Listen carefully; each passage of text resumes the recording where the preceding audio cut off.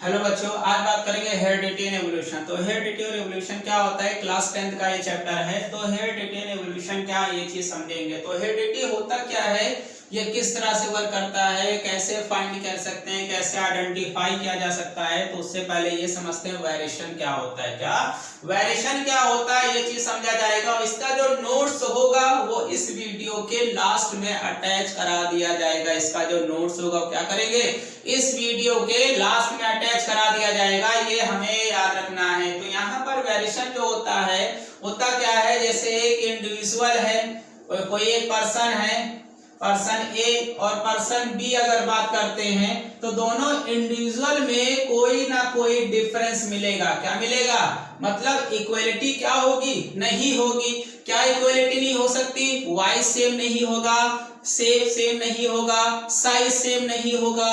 क्यों, क्योंकि यहाँ पर डीएनए की वजह से, किसकी वजह से, डीएनए क्या होता है के अंदर क्या पाए जाते हैं, जीन पाए जाते हैं, जिसकी वजह से हर एक इंडिविजुअल जो होते हैं उनमें डिफरेंस दिखता है। क्या दिखता है, डिफरेंस दिखता है। और इसी डिफरेंस को बोलते क्या है, वेरिएशन बोला जाता है। क्या बोला जाता है, वेरिएशन बोला जाता है। ये हमको याद रखना है। उसके बाद ये कहते हैं कि वेरिएशन दो तरह के होते हैं। कौन कौन से होते हैं, वेरिएशन जो होते हैं दो तरह के होते हैं। अब ये दो तरह के जो वेरिएशन होते हैं कौन से होते हैं, पहला जो होता है सोमेटिक वेरिएशन होता है, पहला सोमेटिक वेरिएशन होता है।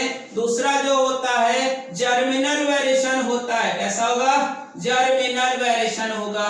अब ये क्या होता है, ये पेपर में 2 मार्क्स का क्वेश्चन आता है, हमको ये याद रखना है। तो सोमेटिक जो वेरिएशन होता है ये क्या होता है, ये चीज समझते हैं। तो सोमेटिक वेरिएशन का मतलब हो गया लोकल चेंज। कैसा change, local change due to change in environment. किसकी वजह से, ड्यू टू चेंज इन,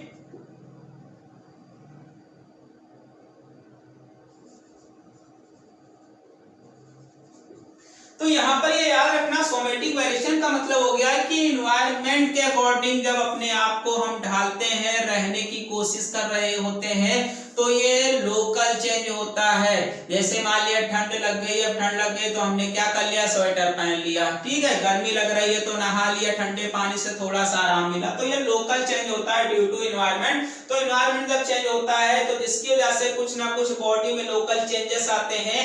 तो अब ये लोकल जो चेंजेस होते हैं, जब तक वो ऑर्गेनिजम्स क्या रहेगा, जीवित रहेगा, तब तक ये दिखेगा। लेकिन जैसे ही इसका डेथ हो जाएगा, मृत्यु हो जाएगी, वैसे ही क्या हो जाएगा, ये भी फिनिश्ड हो जाता है। मतलब ये यहीं का यहीं रह जाता है, हमको ये याद रखना है। तो ये सोमेटिक वेरिएशन कहलाता है। जर्मिनल वेरिएशन का मतलब हो गया due to germ plasm, due to germ plasm. तो जर्म प्लाज्म की वजह से बॉडी में जो नए बदलाव दिखते हैं वो क्या कहलाते हैं, जर्मिनल वेरिएशन कहलाते हैं। अब जर्मिनल वेरिएशन कैसे, जर्म प्लाज्म जो होते हैं ये किसमें पार्टिसिपेट करते हैं, ये किसमें पार्टिसिपेट करते हैं, ये पार्टिसिपेट जो होता है रिप्रोडक्शन में हेल्पफुल होते हैं। किसमें पार्टिसिपेट करते हैं, रिप्रोडक्शन। रिप्रोडक्शन में जो जर्म प्लाज्म होते हैं ये 3 तरह के होते हैं, एक्टोडर्म, मेसोडर्म, एंडोडर्म। इन्हीं के टिश्यू की वजह से बॉडी के पार्ट्स बनते हैं, डीएनए बनता है, पूरा बॉडी होल पार्ट्स बनता है।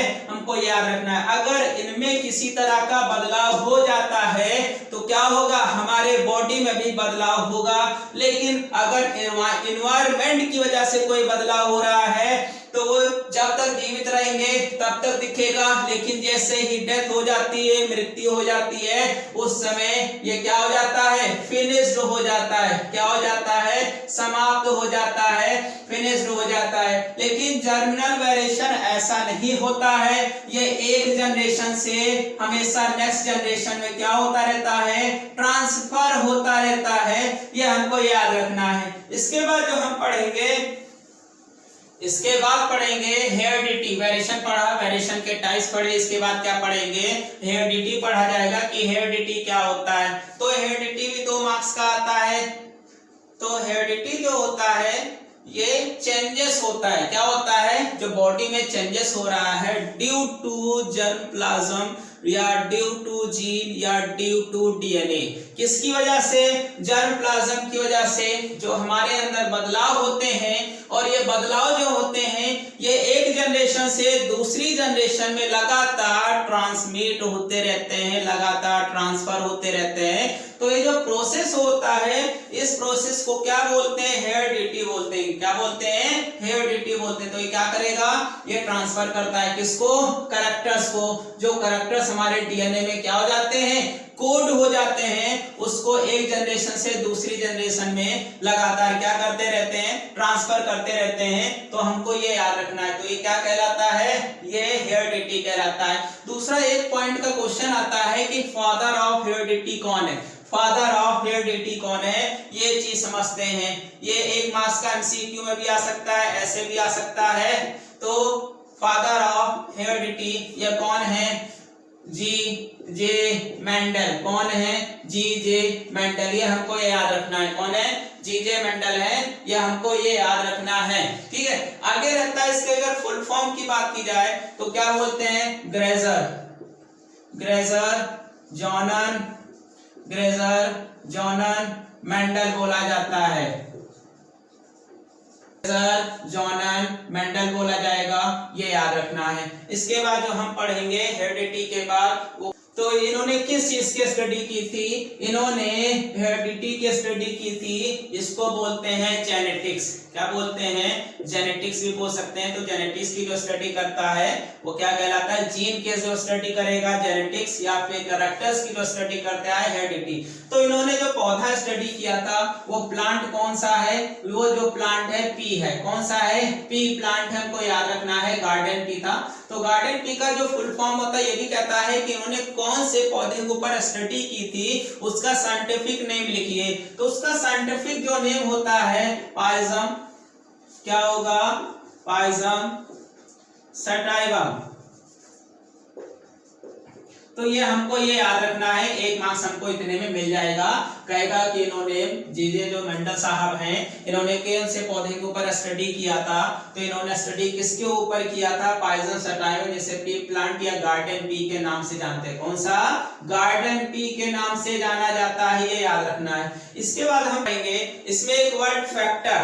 मेंडल साहब ने जब स्टडी कर रहे थे तब उन्होंने उस वर्ड को एक्सप्लेन करने के लिए, कैरेक्टर्स जो हैं उसको एक्सप्लेन करने के लिए उन्होंने फैक्टर वर्ड यूज किया था। क्या यूज किया था, फैक्टर। तो फैक्टर वर्ड किसने यूज किया था, तो यूज किया था जी जे मेंडल साहब ने।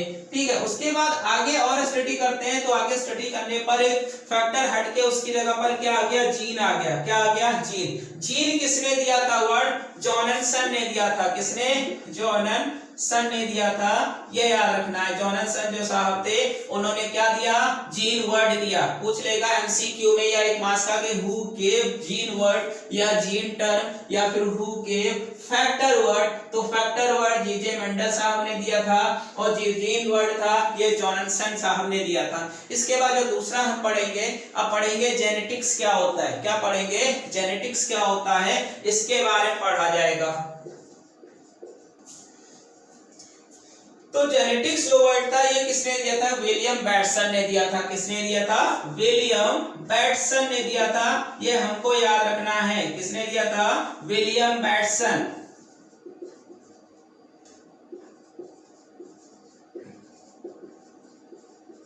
तो ये याद रखना है, फैक्टर वर्ड किसने, जीजे मेंडल ने दिया। अगर जीन की बात की जाए तो जीन जॉनसन ने दिया, और जेनेटिक्स वर्ड किसने दिया, विलियम बैटसन ने दिया था।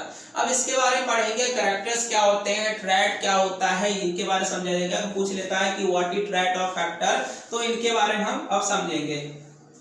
कैरेक्टर्स क्या होता है या ट्रेट, कैरेक्टर्स को किस नाम से जानते हैं, ट्रेट के नाम से भी जाना जाता है। ये होता क्या है, ये जो फीचर्स हमें विजिबल आते हैं, नजर आते हैं किसी भी ऑर्गेनिजम्स के अंदर, उसको क्या बोलते हैं, कैरेक्टर्स या ट्रेट बोला जाता है। जैसे हाइट हो गई, हाइट दो लोग की हमने ले ली, भैया एक की हाइट छोटी है और एक की हाइट बड़ी है, तो इसमें क्या रहेगा, ये कैरेक्टर्स होते हैं। क्या होते हैं, कैरेक्टर्स। मान लिया हम फेस मेजर कर रहे हैं, फेस आइडेंटिफाई कर रहे हैं तो देख रहे हैं दोनों का चेहरा क्या थोड़ा बहुत मिल रहा होगा, लेकिन फिर भी डिफरेंस होता है। तो ये क्यों? Due to DNA. किसकी वजह से ऐसा होता है? डीएनए की वजह से होता है, ये हमको याद रखना है। इसके बाद अगर हम बात करते हैं जीन, क्या बात करते हैं? जीन क्या होता है? तो जो जीन वर्ड होता है ये छोटा सा पीस होता है किसका? डीएनए का। किसका? ये पीस होता है, ये क्या होता है? Piece of DNA. ये क्या होता है? पीस ऑफ डीएनए होता है।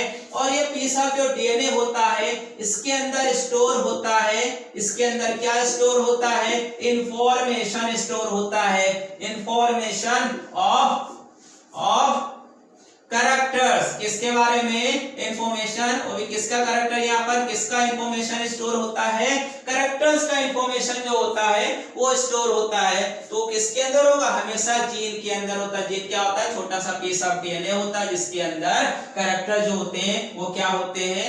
स्टोर होते हैं। ये हमको याद रखना है। इसके बाद जो दूसरा पॉइंट हम बात करेंगे वो क्या होता है? होमोजाइगस।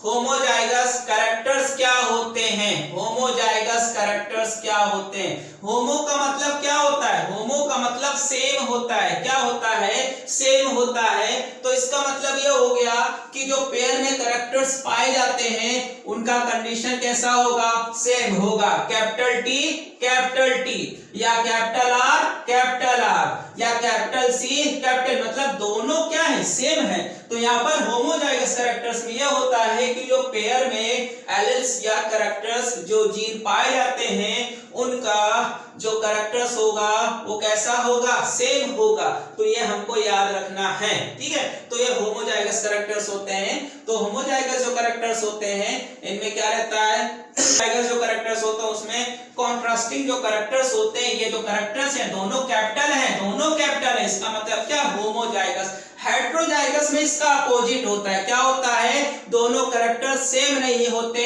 मतलब एक कैपिटल टी होगा तो दूसरा क्या होता है? स्मॉल टी होता है। तो इस तरह के जो कैरेक्टर्स होते हैं उनको क्या बोलते हैं? हेटेरोजाइगस कैरेक्टर्स बोला जाता है। क्या बोलते हैं? Heterozygous characters condition. तो इस तरह के हेटेरोजाइगस कैरेक्टर्स या कंडीशन जो होते हैं वो कैपिटल टी होगा तो दूसरा स्मॉल टी होगा। अगर कैपिटल आर है तो दूसरा स्मॉल आर है। कैपिटल सी है तो दूसरा स्मॉल सी होता है। ये हमको याद रखना है। तो इस तरह के जो कैरेक्टर्स होते हैं कंडीशन होते हैं, इस तरह के कंडीशन को क्या बोला जाता है? हेटेरोजाइगस कंडीशन बोला जाता है। ये याद रखना है। इसके बाद जो दूसरा पढ़ा जाएगा